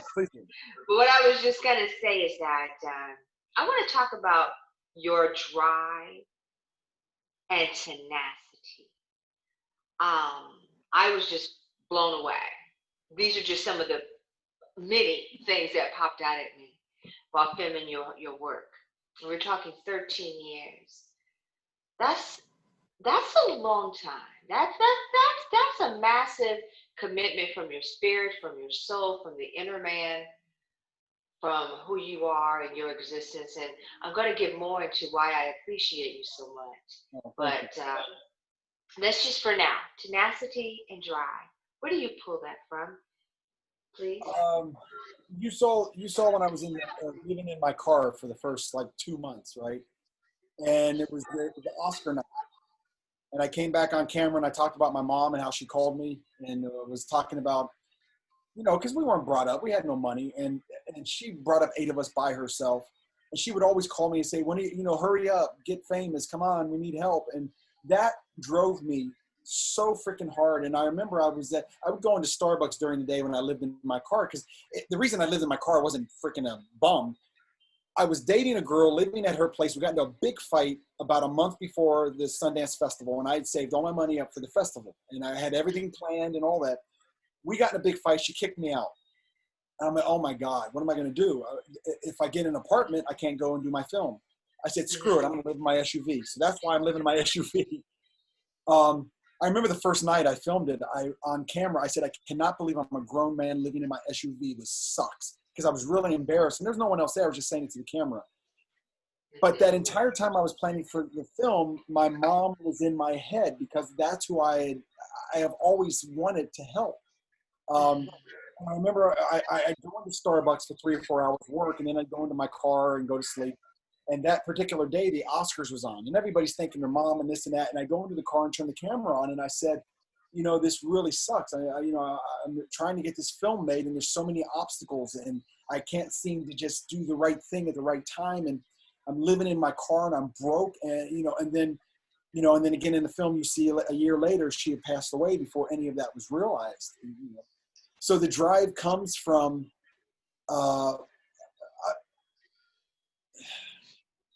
You know, the one thing I've always done is if I start something, I have to finish it. People just kept saying, "Okay, the film's 6 years old, leave it alone." I'm like, "It's a 6-year-old film, but it's my film. It's not your film. You didn't. It wasn't just the money I spent. I don't very much value money. I never have. You know, I'm always, if I see something, I'll buy it. Right.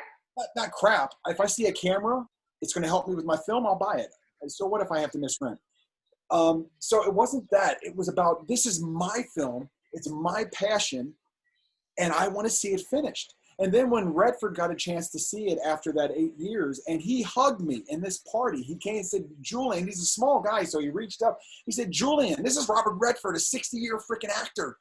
He said, "Julian, you're such a talented filmmaker. I loved your film." He said the reason he loved it, he said he thought it was going to be a regular E! Entertainment interviewing stars about how great Sundance was, because that's when his wife brought it to him. He thought that's what it was. He said he watched it for 2 hours and could not believe it was about my struggle over 8 years trying to get my freaking film done.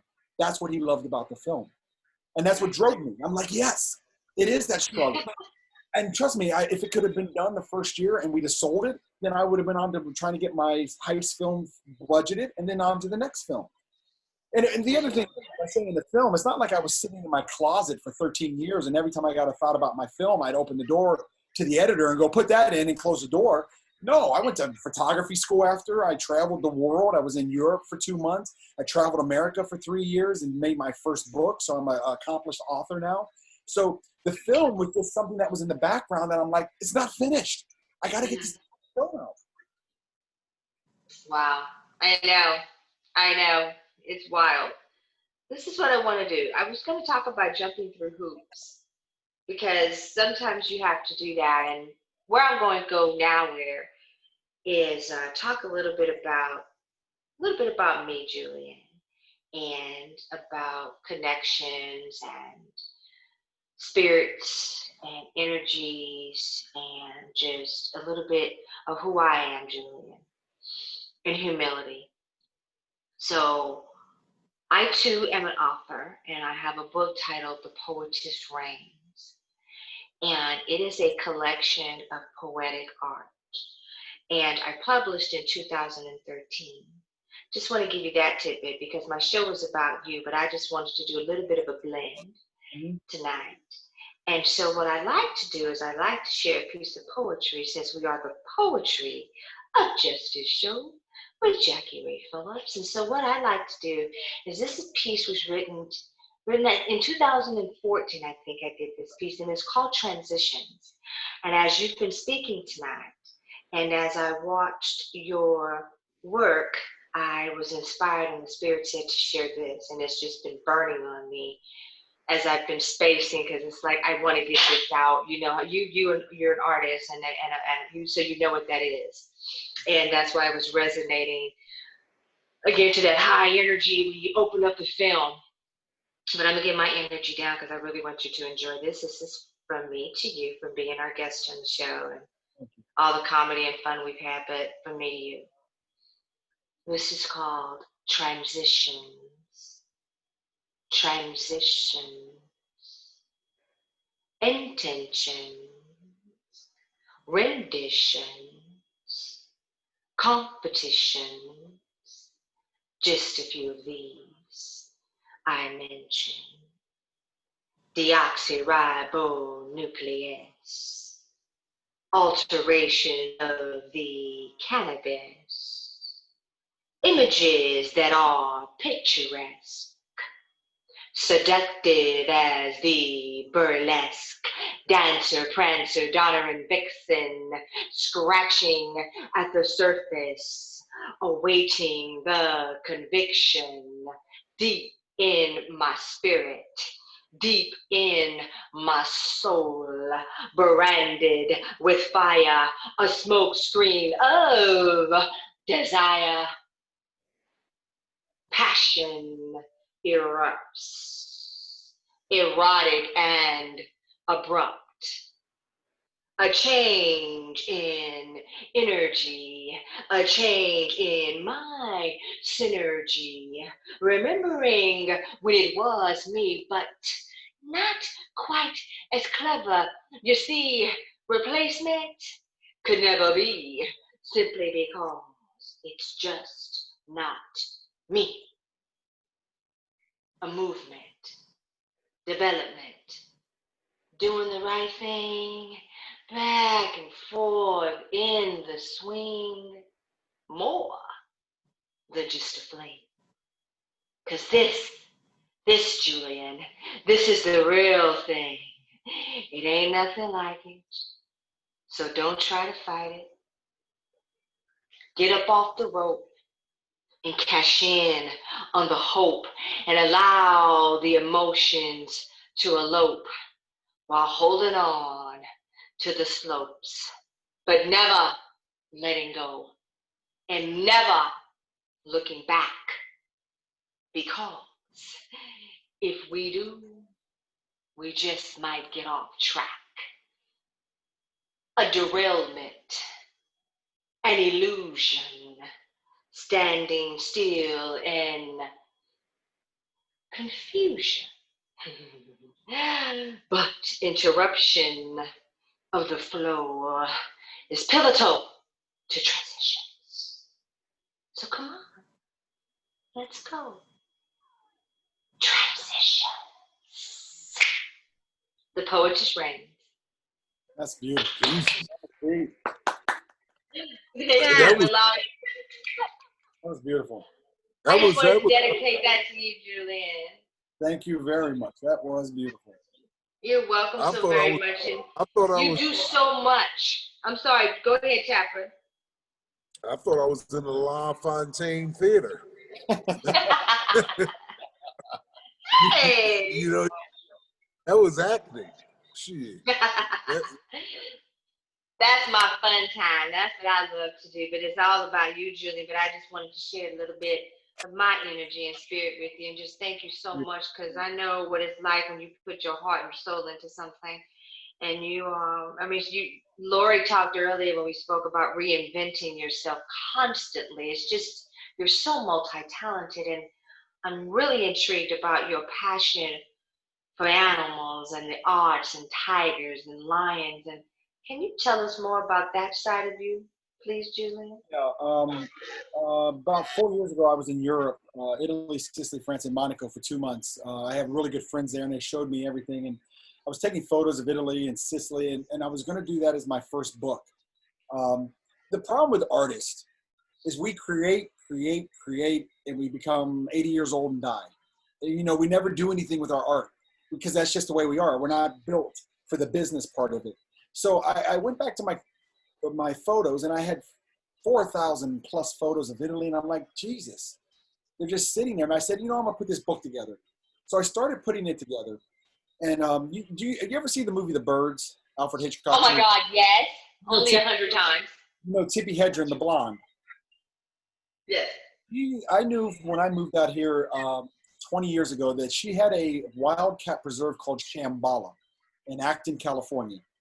And I was putting my Italian book together. It was a couple weeks. I was bored one Sunday. I was tired of looking at the photos. And I said, you know what? I'm going to grab my cameras. I'm going to drive out to the desert and see these beautiful cats because I love lions. They're my favorite. So I go out there for 3 hours taking photos of all these beautiful cats. The first cat is a giant male lion, and that's her main cat named Henson. And I'm there with about 15 other people, and it's kind of drizzling. And I have my camera, and I'm right in front of him, and he just keeps staring at me. And everyone's laughing because he's not looking at anybody else, and I'm just clicking. And so we do the 3-hour tour. We're about to leave, and Tippi Hedren, she lives on the compound. And as we're leaving, the guide said, oh, my God, here's Miss Hedren. And she comes walking out, 86 years old. And she says, sit down, everybody. I want to thank you. Thank you for coming out here. She said, look, the first thing she said, this is a necessary evil. She said, nobody wants to see these beautiful animals in captivity. But she said, she did 2 movies in '73 in Africa, back to back, and fell in love with lions. And she said even then, she was horrified about game hunting and poaching of all these other animals. And, you know, the big game hunting where they just shoot these beautiful lions to put them on their freaking mantle. So she was come back to LA and do this in 1974, put this whole giant preserve together. And she said, I'm here to protect them to the day I die and then beyond. And she said, we're nonprofits, so please donate or symbolically adopt a cat. So I end up going home and I'm uploading the animal photos. And Henson, pops up on my computer, and I'm like, you know, the Italy book can wait. That's a for-profit. I can always do that. I said, I'm gonna take off because I love the lion and I love animals. I'm gonna take off for a year and I'm gonna travel America and go to as many zoos and sanctuaries and take photos of caged animals. That's going to be the premise of my book. And so actually, this is Henson right here. Wow. Oh my God. He's the one. Wow, beautiful, beautiful. So it's Life Behind Bars. And so I spent the year on the road, went to 13 different places, took photos of hundreds and hundreds and hundreds of animals. I decided to turn it into a nonprofit called visionsoftheworld.org. This is my first project, Life Behind Bars, Volume 1. And from that point on, once you're nonprofit, people jump on and they want to help you for free. We have a worldwide law firm who's representing us totally free, pro bono for the life. Are you kidding me? No, I saw this lady in the Starbucks. She looked over my shoulder and I was looking at my book. She said, "What is this?" Tall blonde. And I said, "This is my first book. It's on caged animals and so forth." And she starts looking at it. She's like, "Well, today's your lucky day." And I'm like, "What do you mean?" She said, "I love this." She says, "I love everything about this, your passion. The photos are gorgeous. And I love doing pro bono for nonprofits." She says, send me all your material. It was a Friday. She said, "I'll let you know Monday." She calls me on a Tuesday. She said, "Guess what? We're your attorneys from now on, worldwide. If you ever need anything." And she's in the book. We've had so many people jump on, and now we're at a point the book is published. And we were supposed to have the gala opening, gigantic opening in April in LA, and then the pandemic just squashed it. So it gave us time to market the book. And right now we're looking for influencers, celebrities to jump on. And then once this pandemic gets under control, then we'll have the gala sometime next year. Now the second book is already planned. I have a safari set in Kenya in July. And the second book's going to be called Life Behind Bars, Except If You're Free. And it's going to be a comparison book. So one page will have a lion behind bars. The next page will have its counterpart in the wild. And we'll do that for all the animals because there's totally different. If you see a male lion in captivity compared to the wild, they're totally different looking. Because the one in the wild, he's hunting 2,000-pound Cape buffalo to survive. He's strong and big and burly. The one in captivity is being thrown chunks of meat. So we want to do the comparison of each of them and give you the statistics and all that stuff.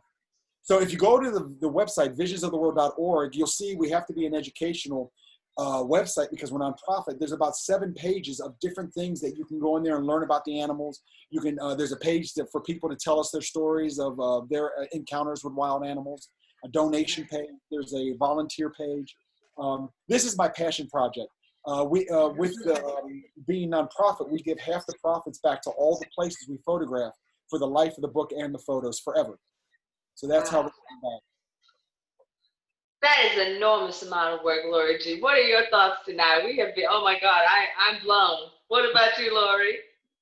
It is truly amazing. I went on the website and Julian has given us little snippets of some of the beautiful photos. This book it's incredible. I want you to tell everyone, Julian, can we get a copy of that book? Yes, you can. Where do we go? If you go to, you can go to Amazon, Barnes and Nobles, just put in Visions of the World, Volume 1, and it'll come up on them, and you can get that for a sale. If you go on the website, and those books are about $40 to $50, depending on which site you're on. If you go to the website, the book's $100 because it's 100% vegan. Now, people go, vegan? What's the book have to do with vegan? Glue is made out of horse parts. And so we had to find it. Yeah, I didn't know what that meant. Because I remember my mom, when we were small, if we got in trouble, she'd always say she would send us to the glue factory. And I was like, what the heck? So we had to find a vegan glue. And so on the website, it's a double price, but it's a better quality book. It's vegan glue. But I want to show you one photo that is my favorite. I was at the San Diego Safari Park, unbelievable preserve. And we're waiting for the silverback gorilla to come out. He's like a 500-pound monstrosity, and we're waiting for him. And it's about an hour before lunch. And so the lady on the microphone said, "Just be patient." It was really hot. She said, the silverback will be out at lunch. That's how he comes out, and we feed him, and you'll see him. So in the meantime, there's all these old retired people behind me because it was during the week and there's all these old people behind me.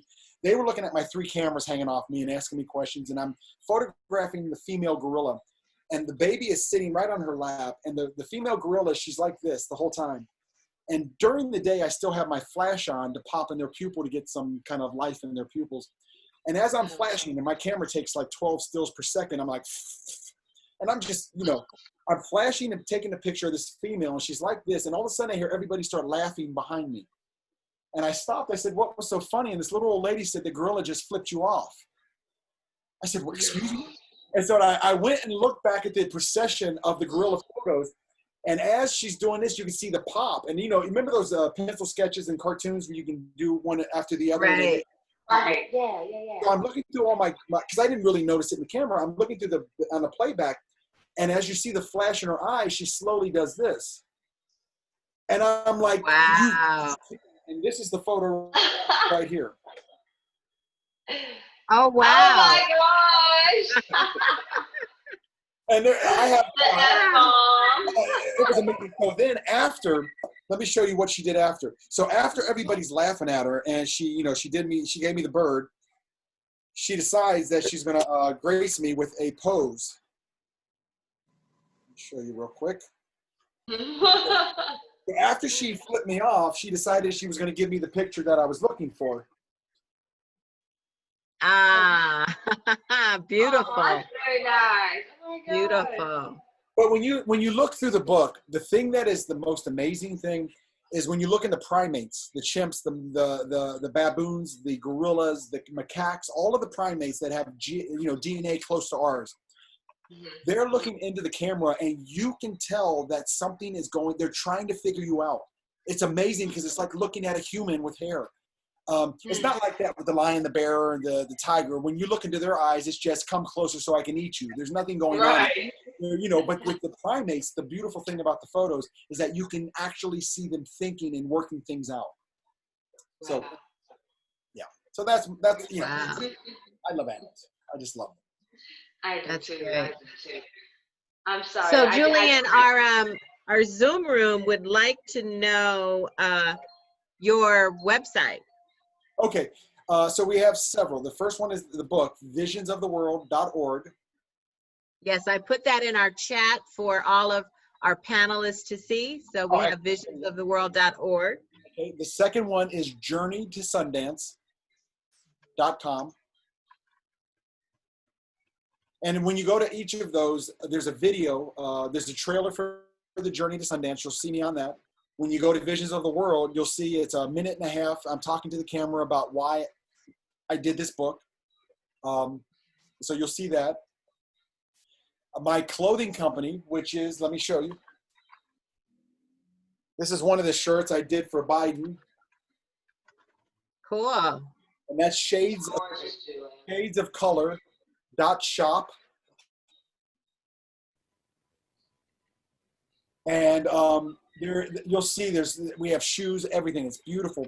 But there is one category called political clothing. And you got to go on there to see the Biden. It's just stuff I put together for Biden and Kamala Harris. And just, it's you know, it's really just, you know, pumping them up on that. Wow. Okay, that's great. And that was Shades of Color? Yes. Shadesofcolor.shop. SHOP. Okay. Here we go. I can drop that in the chat as well. And then the last one is just Julian Starks Photography, and that's my photography from all over the world. And then I was also a Getty contributor for 2 years, so you'll see all the photos that were on Getty and my work and all my published work all over the world as well. I have a question for you. It's been matriculated into some of our shows. I'm going to try it with you, Julian. Okay. Out of all, let's just say out of actor, filmmaker, director, producer, photographer, author, writer. So let's just kind of think of the film Castaway, if you will, with Tom Hanks. Just to kind of get your mind space there. So you, Julian, you're on this deserted island. And magically you receive a bottle that says you have one career that you can choose. And you can use that career to get you off this deserted island, to go to the mainland, to be able to fulfill that calling. Out of all of those that you've done, and I know there's so many more that I'm neglecting, which do you think you choose? You know, I've done all of the, I started out as a dancer, actor, model, fit model, director, writer, producer, all of that. And I still love all of that nowadays. I can't dance anymore, I'm too old. But I think out of all of them, I mean, there's nothing more fulfilling than to sitting down and writing a screenplay and just reading it and going, I can't believe I wrote all these characters. They all sound so different. Nothing is more fulfilling at that moment. But out of all of that, if I had to make one choice, it would be photography. Please, people, go to the website and look. There's two categories, galleries and portfolios. When you go to the gallery, there's all these different places. Like I have one that's called Street People. Anywhere I went, I was in Italy, I was in Paris, Sicily, even America, New York. If I saw a homeless person, I would take a photo. When you look at that, it's a moment in time where it's like, I wish I could just hold my hand out and help them. I was in Central Park last year, and I was just taking photos of everybody, and there was this one, she looked like she was from Africa, nicely dressed, but she was looking over this rail toward this fountain in the back of Central Park. She was by herself, and I just took a photo of her, and when I saw it on the computer, I just almost started crying because you could see there was some look of the end of the line for her. She was looking as if she was looking out into, if she was on top of a building, she was about to jump, and it wasn't that wasn't going on. But with photography, when you see my stuff, it's funny, I had a interview the other day on my book, and it was this kind of like staunchy older critic, and he was asking me, he said, what do you see different from your photos from the masters of photography who do animal photos? And he was real smug about it. And I said, because he wanted to know why in my book I didn't have what the aperture was and the shutter speed and the camera and all these statistics. I said, look, that's a college book. I said, when I go and photograph something, the reason I love photographing animals and kids is because they don't have a filter. You can't tell an animal what to do. You can't tell a kid what to do. I said, I'm there to watch them. And with animals, I make noises. I can do great animal, like a wolf, a lion. I can do all that stuff. So I'll do something behind the camera and make a noise, and the animal will look at me like, what's going on? And I'll take that photo, and you see that in the photo. That's why my photos are alive. And so it would have to be photography, because it's just, the other thing I love about photography, with all the other arts, you can work your butt off with rehearsals and training and putting together an awesome screenplay or trying to put together whatever. There's always someone there who can say, no, I don't like that. Change that. With this film, Journey to Sundance, you have no idea how many edits we have done because the people have come on board and said, we got to do a re-edit. And now it's nowhere near what my vision was. With a photo, it's me and whoever I'm taking the photo of, and there's no one there. The photos you see in the book are my choice, my passion through the lens, and no one was there to edit that. Let me ask you a question. Yes, Jack. It's amazing, you know, when you take photos. You just gave a description of your photo you take, but you give great descriptions. You said someone was staunchy. What did you say? He was staunchy what? Right, yeah, staunchy, you know, arrogant, whatever, yes. Okay, if you took a photo of me, what would you say about me? What would you say my characteristics? I'll tell you exactly. You know, the most complimented in my website, you go to families. When I moved back to New York 5 years ago, the first thing I did was photograph Jerry and his kids and wife. Do you know those photos, Jerry, get the biggest compliments of all my photos of families? Oh my God, that's beautiful. So, Jerry, if you look at your photos when I took them, you will see exactly what I think of you because it comes right through. When I see those photos, I'm like, that's my boy. Because because we joke around. Actually, I was really pissed at him because he made me wait a half hour in the rain, and I screamed at him for wasting my life. Oh my God! You know what he used to call. See, he changed it up, I guess, because we're on the show. He's not, you know, he's being politically correct. But I thought he would say something what he usually tells me on the phone when we're talking, like, I am a whale caucus. Or what is, no, that's what we're messing you gotta around. hear. No, you asked me a legitimate question about photography and what I saw on you, Jerry. If people go to the website, you'll see him under families and his family. And when you look at the family photos that I have with them together and then separate, you can see it's a beautiful magic. That's what I love about photography. You know, it's funny. I remember, it has to do with Sundance. The poster, this is the poster right here of Sundance. That's my poster of the film. That photo is my very first official photo as a photographer. Okay? And then we actually put those people in, but this whole thing, not that, we put that in there. This one was all done myself, and I'll tell you how it happened. When I went up and after 3 years of filming, I needed, in a documentary, you need still photos in order to break up the boring talking people into the film, because it's just boring. You need B-roll footage. It's video or a picture of something. So I needed to go to Sundance to take photos, because I went to Getty and Corbis and these stock photography companies. They wanted $500 per still for a feature film, and I can't afford that. I knew nothing about cameras back in 2006, nothing. So I went to Sammy's camera in LA. I said, look, I'm going to Sundance in 3 days. I need a really good camera and a lens. Now, Nikon D300 was the newest one that came out, and a lens. I said, this is awesome. And he was an older guy. And there were photographers there. And I said, could you do me a favor and put everything in automatic? And he's like, you got a manual? I said, look, dude, I don't have time to read. Please put everything on automatic. I'm just going to go up and take photos for 2 days. So the very first picture was that night. It was all snowy. I had it on a tripod, my camera, and I just took a photo of Main Street. That's the main street in Park City, Utah. I took a bunch of others. About a month later, I'm at Starbucks again, and I'm editing these photos, and this photo was up, and I'm editing it. And someone was standing behind me. It was an older guy, and I said, excuse me. He's like, oh, I said, I'm so sorry. And he looks at the photo. He said, where is that? I said, Sundance, Park City, Main Street. He said, who photographed that? I said, I did. And he just gets real close. He's an old guy.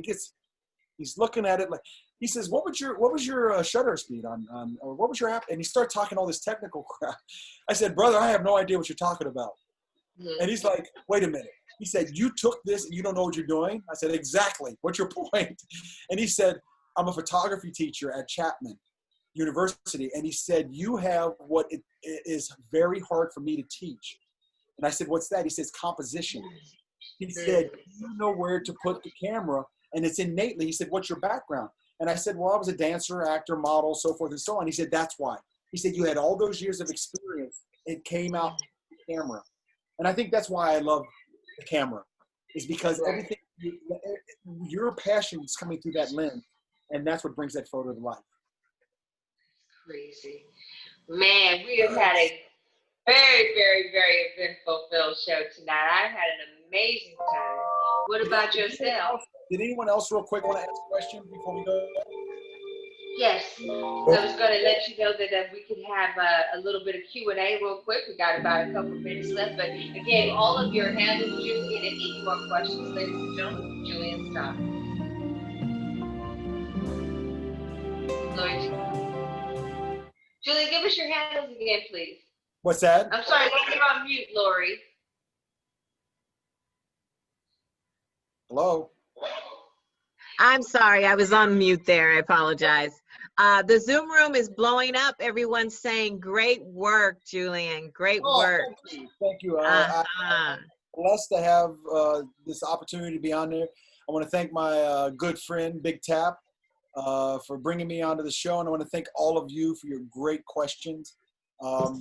And just please, on the visionsoftheworld.org, go to the contact sheet, fill that out. That'll put you on the mailing list. So when we have the gala, I'll be able to invite people to it. If they're in town or if we're in another city, they'll have updates for that.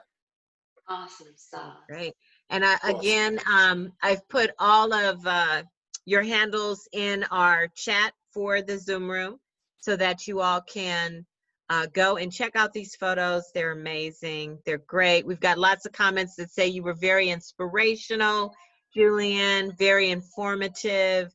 Lots of thank yous, comments that say great work, other ones that say great shares. Look, my phone is blowing up now. Let's see what they say here. Yeah, there's an enjoyed the show. There's another one, please send me more information. Another that says, when will Julian be back? Oh my goodness, there we go. You know, So let me give my all friend are a hit. let me give all of the artists that are listening what was given to me a long time ago by Sanford Meisner, this old teacher I studied with for a month on this island. And he said, practice, patience, intensity, effort equals greatness.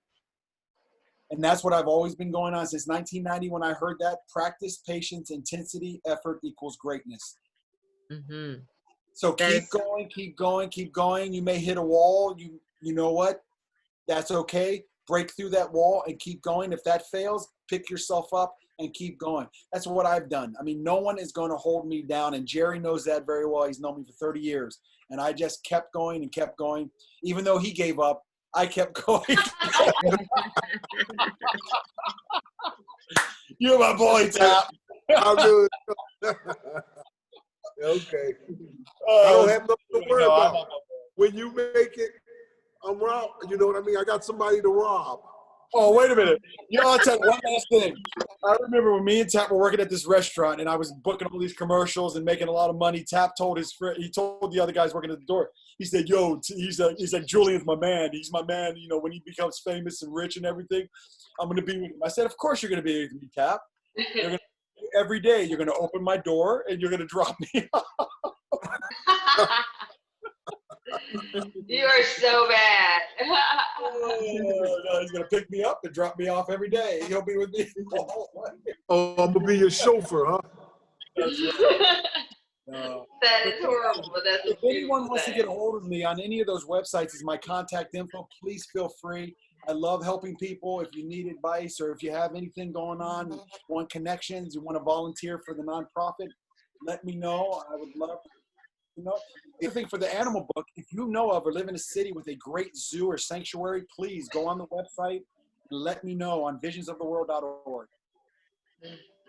Julian, Y'all. you got to tune in. You got to tune in next week. Federal. I know Fed too for 30 years. I'm going. No way. Oh yeah. I've worked with Fed on several things. That's good. Thank you so much. I appreciate it. I noticed your guest last week was from Cincinnati. That's where I'm from. I know. Cincinnati, Ohio. Yeah, and you are. You've done so much. Oh my gosh. I don't know. It's just...